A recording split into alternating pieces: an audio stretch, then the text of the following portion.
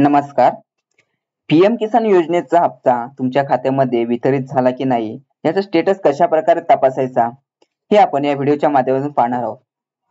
पंतप्रधान किसान सन्मान निधी योजना ही केंद्र सरकारची एक महत्वाची योजना आहे, ज्यातून देशभरातील शेतकऱ्यांना दरवर्षी 6,000 ची आर्थिक मदत दिली जाते.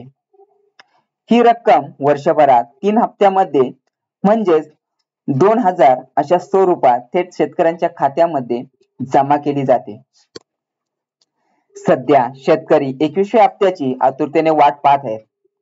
दिवाळीच्या काळात केंद्र सरकारकडून हा हप्ता देण्याची शक्यता आहे.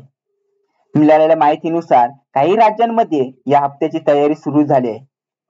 जरी सरकारकडून अधिकृत तारीख अद्याप जाहीर करण्यात आली नसली तरी अंदाजे ऑक्टोबरच्या शेवटी 2025 मध्ये हा हप्ता जमा होऊ शकतो.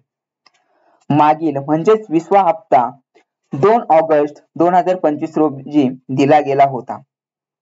या योजनेचा लाभ केवळ पात्र शेतकऱ्यांनाच मिळतो. पात्रतेसाठी काही अटी ठेवण्यात आल्या आहेत. शेतकरी कुटुंबामध्ये पती, पत्नी आणि 18 वर्षाखालील मुले यांचा समावेश असावा. तसेच कुटुंबाकडे 2 हेक्टरपेक्षा कमी शेतीची जमीन असावी. पात्र ठरवण्याचे काम राज्य आणि केंद्रशासित प्रदेश करत असते.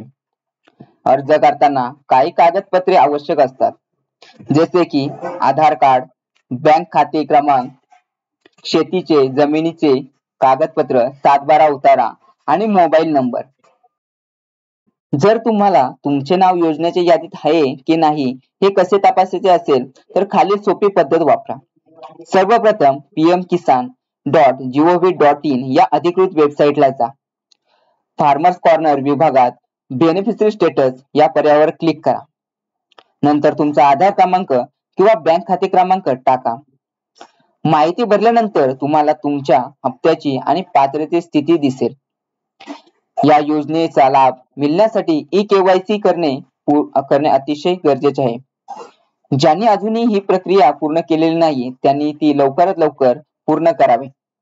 अधिकृत आणि बरोबर माहितीसाठी नेहमी फक्त pmkisan.gov.in या वेबसाईटला भेट द्या. जर काही शंका किंवा अडचण असेल तर शेतकरी हेल्पलाईन क्रमांक 151261 किंवा 01128300606 वर संपर्क करू शकता. तर अशा प्रकारे ही योजना शेतकऱ्यांसाठी एक मोठा दिलासा आणि दिवाळीपूर्वी मिळणारा हप्ता म्हणजे ज्यांच्या आयुष्यातील एक सरकारी भेटच ठरते.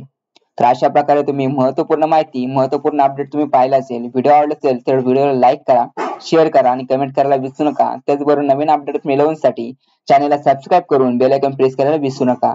भेटूत आपण नवीन अपडेटसह नवीन व्हिडिओमध्ये.